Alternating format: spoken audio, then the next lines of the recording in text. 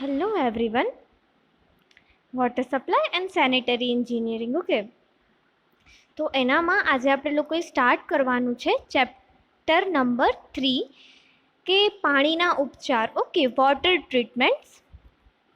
તો સૌથી પહેલાં તો ડેફિનેશન વિશે વાત કરીએ. બરાબર, કે વોટર ટ્રીટમેન્ટ છે એ શું છે? તો આપણને છે કે સરફેસ પરથી પાણી મળે છે યા તો ભૂગર્ભ જળ, બરાબર, ને ગ્રાઉન્ડ વોટર મળે છે. એ બંનેને રો વોટર કહેવામાં આવે છે, મીન્સ કે કાચું પાણી કહેવામાં આવે છે. અને એમાં ઘણી જ બધી પ્રકારની અશુદ્ધિઓ રહેલી હોય છે, બરાબર ને. તો એવી છે કે અશુદ્ધિઓ કયા કયા પ્રકારની હોય કે અવલંબિત, મીન્સ કે સસ્પેન્ડેડ પાર્ટિકલ્સ હોય કે કલિલ કોલોઇડલ હોય, ડિસોલ્વડ અશુદ્ધિઓ, એવા કોઈ પણ પ્રકારની અશુદ્ધિઓ રહેલી હોય છે, બરાબર ને.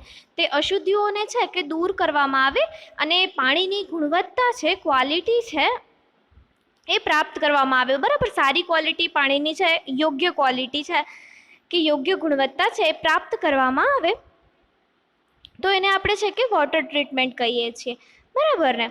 તો આ તો થઈ ગઈ કે વોટર ટ્રીટમેન્ટની ડેફિનેશન, કે કોઈ બી આવું પાણી છે શું કહેવાય, રો પાણી હોય, બરાબર ને, કે રો વોટર છે, કાચું પાણી, એનામાં ઘણી બધી અશુદ્ધિઓ ભળેલી હોય છે અને એના પર આપણે શું કહેવાય ટ્રીટમેન્ટ કરી અને એને આપણે સારું બનાવ્યું, બરાબર, એની ક્વોલિટી છે એ યોગ્ય બનાવીએ, પીવા લાયક કે વાપરવા લાયક, તો એને આપણે વોટર ટ્રીટમેન્ટ કહીએ છીએ, right.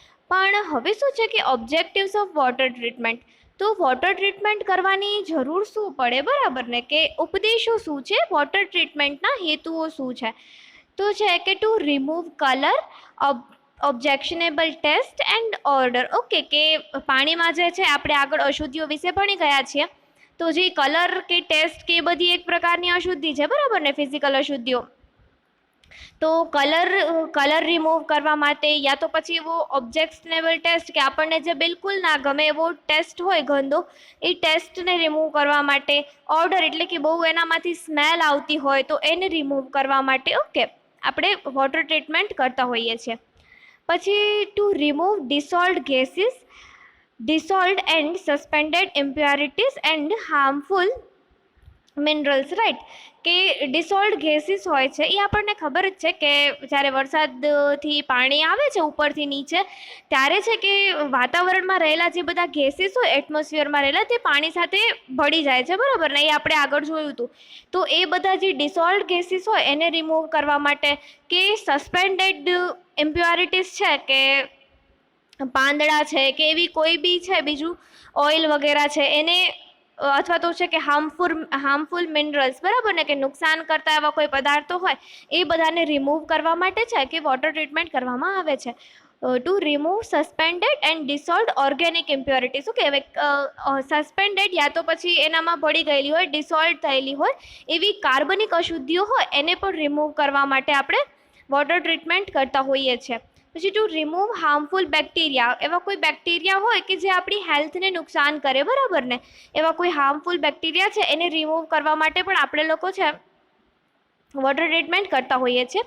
Two make the water safe and attractive for drinking and domestic purpose. Yes, કે શું છે કે વોટરને છે સેફ એન્ડ અટ્રેક્ટિવ એટલે કે લોકો છે એના તરફ આકર્ષાય, બરાબર ને, વાપરવા માટે, પીવા માટે, અને ડોમેસ્ટિક યુઝ એટલે આપણે ઘરગથ્થુ જે વપરાશ છે એ કરવા માટે લોકો પાણી તરફ આકર્ષાય, મીન્સ કે પાણીનો યુઝ કરે અને એને આપણે સેફ બનાવી શકીએ એટલે. ઓકે, તો આ થઈ ગયા કે ઓબ્જેક્ટિવ્સ ઓફ વોટર ટ્રીટમેન્ટ, એટલે વોટર ટ્રીટમેન્ટ શું કામ કરવામાં આવે છે એના હેતુઓ કહી શકીએ આપણે, બરાબર. હવે નેક્સ્ટ જઈએ તો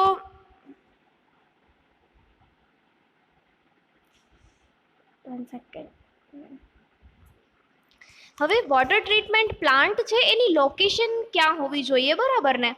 તો જે વોટર ટ્રીટમેન્ટ પ્લાન્ટની લોકેશન છે એ નીચેના બધા ફેક્ટર્સ છે એના પર ડિપેન્ડ કરે છે, લાઈક કે લોકેશન ઓફ વોટર સોર્સ, બરાબર ને, કે વોટર સોર્સ હોય એની આજુબાજુ જ ક્યાંક ટ્રીટમેન્ટ પ્લાન્ટ હોય તો સારું. પછી ક્વોલિટી ઓફ વોટર છે, ક્વોન્ટિટી ઓફ વોટર છે, the cost of water supply seem, કે આપણને વોટર સપ્લાય સીમ એટલે કે પાઇપ ને બધું બેસાડવાનો ખર્ચો કેટલો પડે છે એના પ્રમાણે આપણે લોકેશન નક્કી કરવી પડે, બરાબર ને. પાછું કેવું છે કે આમ કોઈ ગામડું કે કોઈ બી શહેર હોય એની આસપાસ આપણે વોટર ટ્રીટમેન્ટ પ્લાન્ટ રાખીએ, બરાબર ને, તો એ છે એ શું કહેવાય, ત્યાં કનેથી આપણે જે વોટર સપ્લાય મીન્સ કે વોટર સપ્લાય કરવાનું છે એના માટેના જે બધા પાઇપ્સ વગેરે યુઝ થાય છે તો એ બાજુમાં જ હશે, તો એ આપણને ઓછા ખર્ચામાં પડશે, બરાબર ને, એટલે ઇકોનોમિકલ રહેશે. તો આપણે એવી લોકેશન ચૂઝ કરવી જોઈએ કે જે છે એ અને શું કહેવાય કોઈ ગામ કે શહેર કે જ્યાં પાણી પહોંચાડવાનું છે એની બાજુમાં હોય, બરાબર. પછી નેક્સ્ટ શું છે,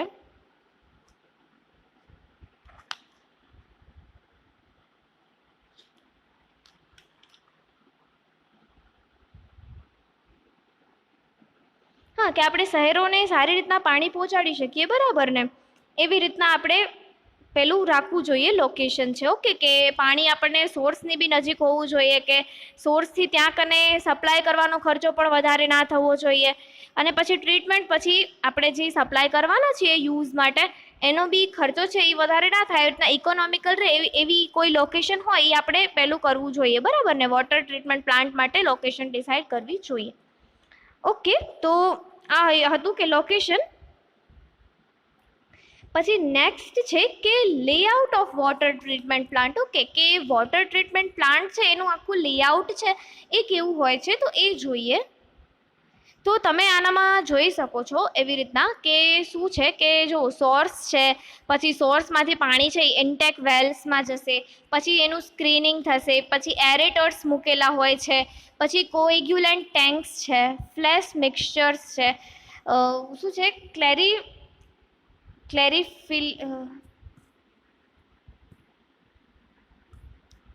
ક્લેરિફિકેશન્સ માટે જે મૂકેલા હોય છે બધા પ્લાન્ટમાં એ છે, ફિલ્ટર બેડ છે, પછી છે ડિસઇન્ફેક્શન. ઓકે, અને પછી લાસ્ટ છે ડિસ્ટ્રીબ્યુશન સિસ્ટમ, મીન્સ કે જે વોટર સપ્લાય સીમ હવે છે એનું લેઆઉટ છે એ આવું હશે, બરાબર ને, કે સોર્સથી પાણી ડિસ્ટ્રીબ્યુશન સિસ્ટમ સુધી કેવી રીતના પહોંચે છે અને વચ્ચે મીન્સ કે ટ્રીટમેન્ટ કેવી રીતના થાય છે એનું આખું લેઆઉટ છે, બરાબર. તો આપણે એક એક જે કોમ્પોનન્ટ્સ છે એના ફંક્શન જોઈએ.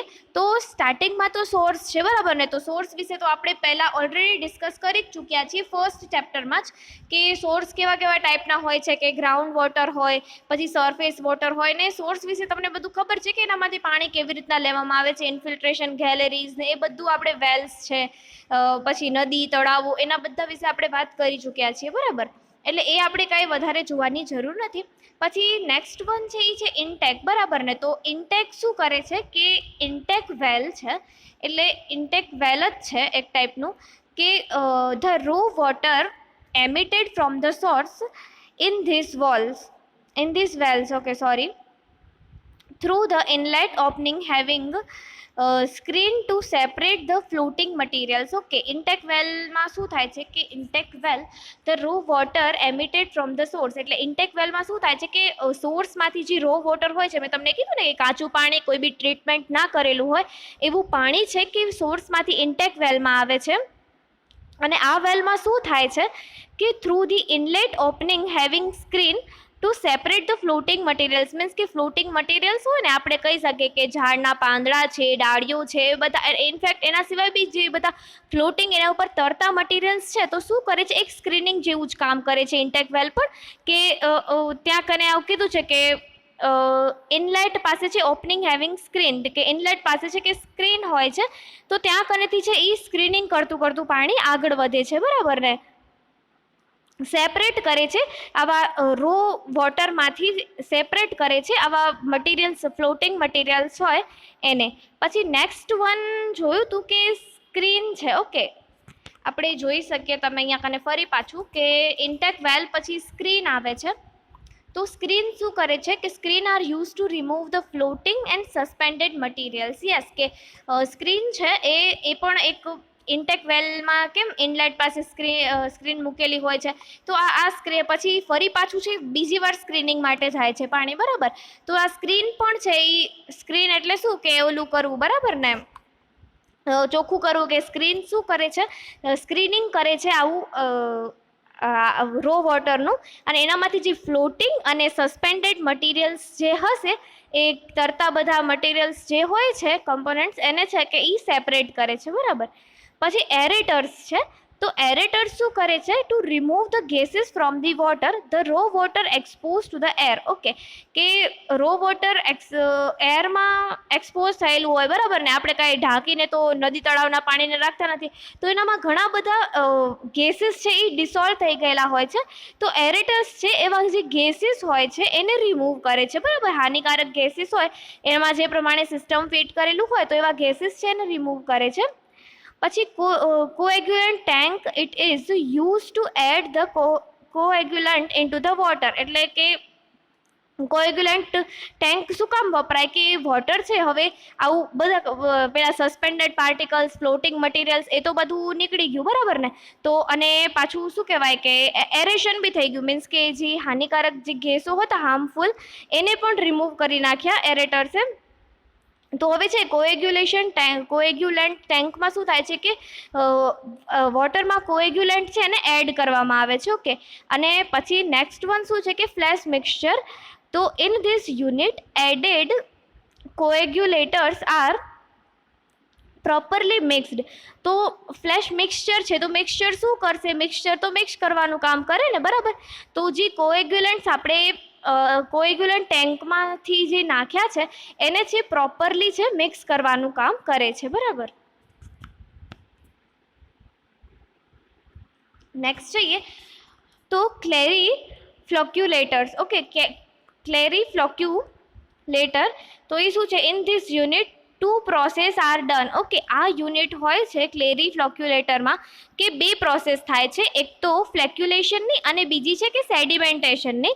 તો કેવી રીતના થાય છે કે ફ્લક્યુલેશન ફોલ્ક આર ફોર્મ્ડ, એટલે કે ફ્લક્યુલેશન ફોલ્ક છે એ છે ફોર્મ્ડ એટલે બને છે, અને સેડિમેન્ટેશન ફોલ્ક ગેટ સેટલ ડાઉન, એટલે સેડિમેન્ટેશન એટલે શું? કાપ હોય એ બધું છે એ નીચે બેસી જાય છે, બરાબર ને. પછી filter bed, it helps to remove the fine and colloidal matter from the water. Yes, આપણે જે મોટી મોટી અશુદ્ધિઓ છે, બરાબર ને, એ તો સ્ક્રીનમાં અને ઇન્ટેક વોલમાં અને એનામાં જ દૂર કરી નાખી હતી. પણ હવે જે ફિલ્ટર બેડ છે, એટલે ફિલ્ટર તો નાની નાની અશુદ્ધિઓને રિમૂવ કરવા માટે વપરાય ને, તો જે કોલોઇડલ મેટર છે અથવા તો ફાઇન એવા કોઈ ફાઇન એન્ડ કોલોઇડલ મેટર્સ, એવા ફાઇન કોઈ પાર્ટિકલ્સ છે, તો આપણે જનરલી છે એને રિમૂવ કરવા માટે છે કે ફિલ્ટર બેડ્સનો યુઝ થતો હોય છે. પછી ડિસઇન્ફેક્શન છે, તો disinfection it helps to kill the micro organisms and also destroy organic impurities. Okay, this is the important process for water treatment. Yes, કે આવા જે બેક્ટેરિયા વગેરે હોય કે આવી માઇક્રો ઓર્ગેનિઝમ્સથીની જે અશુદ્ધિ હોય નાની નાની, એના લીધે બીમારી કે થવાની ચાન્સીસ છે એ વધારે હોય છે, બરાબર ને, બીમારી થવાના ચાન્સીસ. તો આ છે એ ટ્રીટમેન્ટનો સૌથી ઇમ્પોર્ટન્ટ પ્રોસેસ છે એવું કહી શકાય. કે શું કરે છે કે માઇક્રો ઓર્ગેનિઝમ્સ હોય છે એવા નાના નાના એને કિલ કરે છે, અને ઓર્ગેનિક એટલે કાર્બનિક જે અશુદ્ધિઓ હોય છે એને પણ છે કે દૂર કરે છે, બરાબર ને.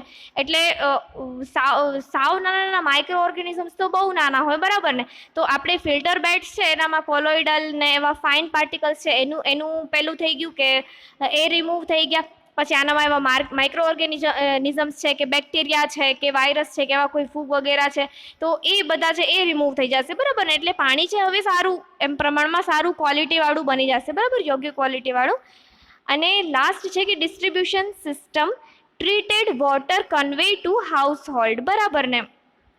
એટલે ડિસ્ટ્રીબ્યુશન હવે લાસ્ટ છે એ છે કે આવું બધું છે ટ્રીટમેન્ટ થઈને પાણી, આપણે બધું જોયું કે પહેલાં અશુદ્ધિઓ નીકળે છે, પછી ગેસીસ છે એ રિમૂવ કરવામાં આવે છે, બરાબર ને. પછી આવું ફ્લક્યુએશન કરવામાં આવે છે, પછી જે નાના નાના પાર્ટિકલ્સ છે ફાઇન પાર્ટિકલ્સ એને રિમૂવ કરવામાં આવે છે, પછી માઇક્રો ઓર્ગેનિઝમ્સને રિમૂવ કરવામાં આવે છે, અને એમ કરીને છેલ્લે જે ડિસ્ટ્રીબ્યુશન સિસ્ટમ સુધી પાણી પહોંચે છે. ઓકે, તો ડિસ્ટ્રીબ્યુશન સિસ્ટમ શું કરે છે કે treated water convey to the house hold, એટલે આવું જે ટ્રીટેડ વોટર એટલે પાણીનું ટ્રીટમેન્ટ થઈ ગયું છે, ટ્રીટેડ વોટર શુદ્ધ પાણી થઈ ગયું છે, એને છે હવે કે હાઉસ હોલ્ડ મીન્સ કે ઘર ઘર સુધી છે એ કન્વે કરે છે, પહોંચાડે છે, બરાબર ને. એટલે તમે લોકો ફરી પાછા જોઈ શકો તો એના બધા વોટર ટ્રીટમેન્ટ પ્લાન્ટના બધા જે કે યુનિટ્સ કહેવાય એ બધા અહીંયા કને આપેલા છે કે આવું આવું વોટર ટ્રીટમેન્ટ દરમિયાન છે કે થતું હોય છે, બરાબર ને. Layout of water treatment plant, અને એક એકના છે એનામાં આપણે ફંક્શન જોયા કે કયું યુનિટ છે એ કેવું ફંક્શન આપે છે, શું કરે છે, બરાબર ને. ઓકે, સો આજે બસ આટલું રાખીએ, નેક્સ્ટ લેક્ચરમાં મળીએ. Okay, bye, have a good day.